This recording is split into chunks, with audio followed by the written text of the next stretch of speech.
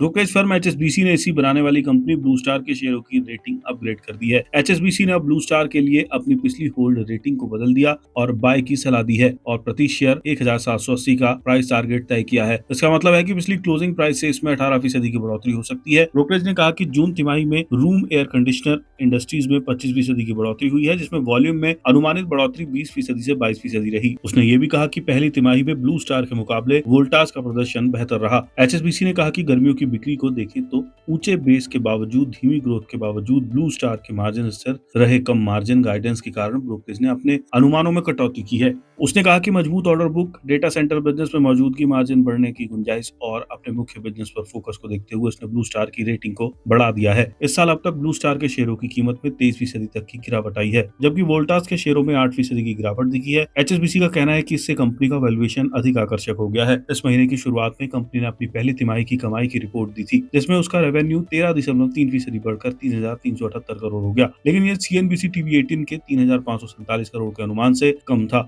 इसका एबीआईटीडीए पिछले साल के मुकाबले 12% से घटकर 175 करोड़ रह गया और ये बाजार के 247 करोड़ के अनुमान से भी काफी कम था। कंपनी का एबीआईटीडीए मार्जिन पिछले साल की समान अवधि के 6.7% से घटकर 5.2% हो गया और ये बाजार के 7% के अनुमान से भी कम था। हालांकि कंपनी ने कहा कि data centre MEP project order का आना इस हाई ग्रोथ सेगमेंट में लगातार बनी हुई तेजी को दिखाता है। ब्लू स्टार पर नजर रखने वाले 27 एनालिस्ट में से 13 ने बाई की रेटिंग, 9 ने होल्ड रेटिंग और 5 ने सेल की रेटिंग दी है। ब्लू स्टार के शेयर बढ़त के साथ खुले, लेकिन बाद में वे बढ़त खत्म हो गई और मंगलवार को शेयर 0.3% गिरकर 1503.2% पर ट्रेड कर रहे थे।